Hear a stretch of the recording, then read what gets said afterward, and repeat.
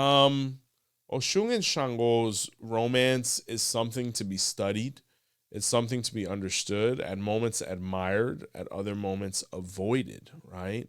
When we go to the Odu of 𝗶𝗸𝗶𝗶, right? For the most part, there are positive moments, and we'll get into 𝘃𝗶𝗱𝗲 and the other Odus that speak of that positivity. But initially, it was very toxic, right? So Oshun was a queen. Shango was a king too, but he was more like a drummer. And she became very attracted to him, and she wanted to make him the king of kings, right? 𝗃𝗶𝗸𝗶𝗶.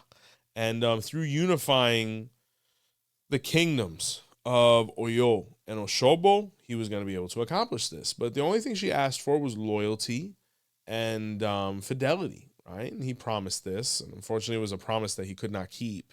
And he proceeded to philander at the various drummings he would go to, and Oshun would hear about this, and she was becoming very frustrated and impatient and intolerant.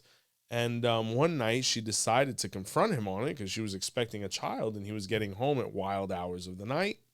So Shango came home inebriated, and through Oshun's badgering, he decided to lift his hands to her, right, and become domestic.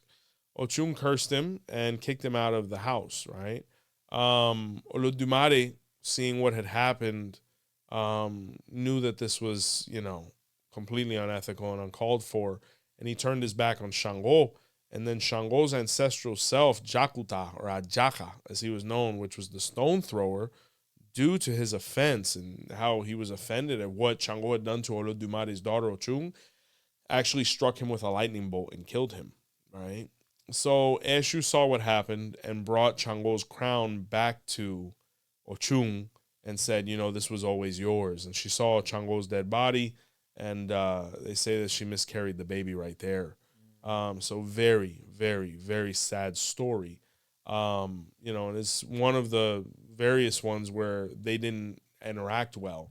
When you look at the sign of 𝗃𝗶𝗸𝗶𝗃 as well, it speaks of the story where Oshun was crowning a bunch of Orisha people. Like the masses of Oshobo were growing at an exorbitant and accelerated rate, and Shango was becoming very insecure about this because the people in Oyo were like, yo, the Oshun people, the tribe, that clan is getting very big and they could go to war with us, right? And people think, the yellow team, like everything's flowers and honey and things like that, but yellow team is very intense people. And, they weren't looking for problems, but if you want a problem, it's not a problem. So Shango decided that he needed to nip this in the butt, and he was going to start, marauding upon Oshobo and places like Ibadan, where Oshun worship is very prevalent, kind of like in Oyo and Okoso, where Shango worship is very prevalent. And the two lands started going to war.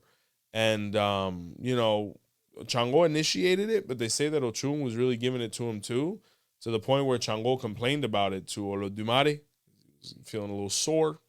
So when this was occurring, Oshun was called up, and they each presented their case, and Shango said, she's initiating too many people. And Oshun said, well, I'm not being aggressive. People are just coming to me because they're tired of this guy's egocentricity. And 𝗃𝗏𝗃𝗏 looked at both of them and he said, this is simple. I don't want you guys interacting no more. Hey family, the Light Within workshop is going to be visiting Atlanta June 13th and 14th, and New York August 8th and 9th this upcoming 2026. Be sure to get your seats and your tickets soon. They're moving quickly, and you can do so by visiting botanicacandlesandmore.com. Please join us in a networking event where we're going to learn about Ifa Orisha, have group divination, and give all of us a chance to get to know each other while seeing the light. See you soon.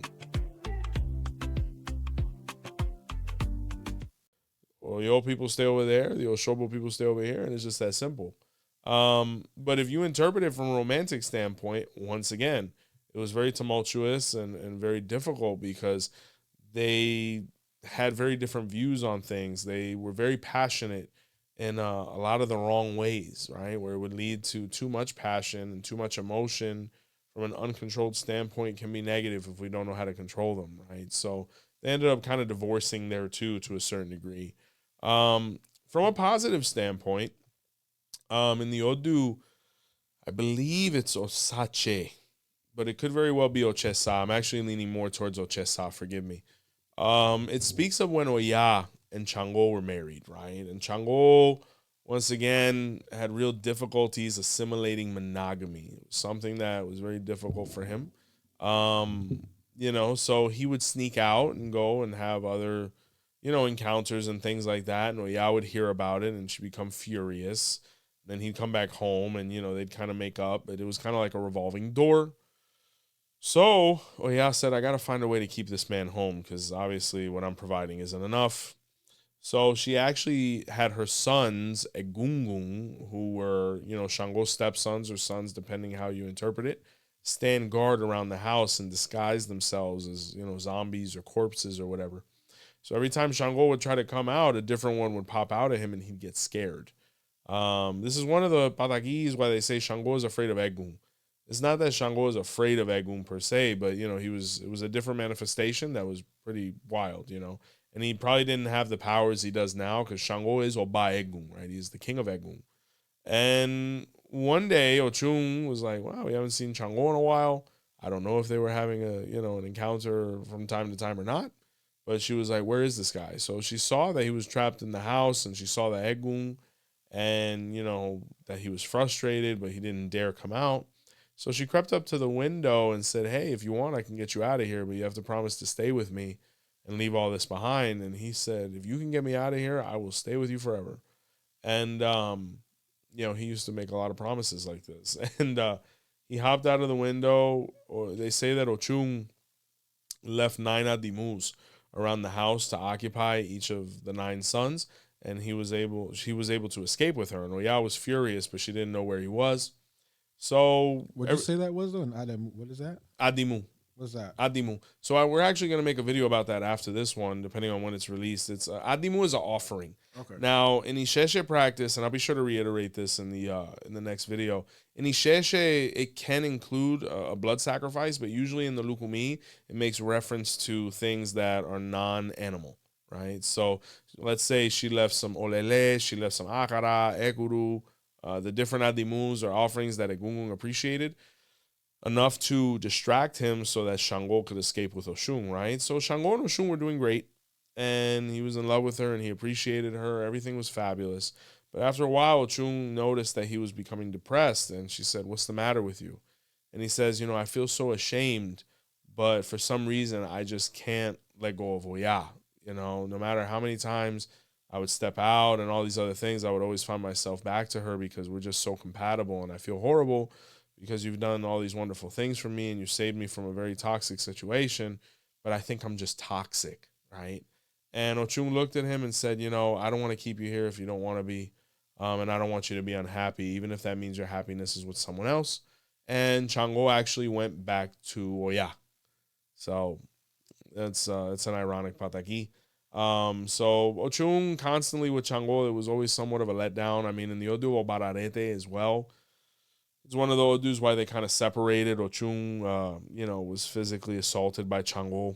They just would bring out the worst in each other, even more so than with 𝗃𝗏𝗍, I think, because Oshun was a little more delicate than 𝗃𝗏𝗍, and she was a little less tolerant of his ways.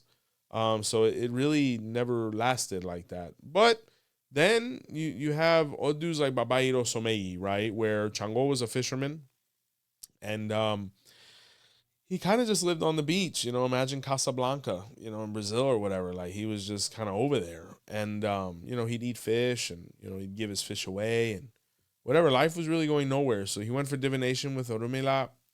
And the Odu of Babairo Someji was revealed where Ifa told him to perform sacrifice at the ocean. And he was like, oh, wow, I'm going there now.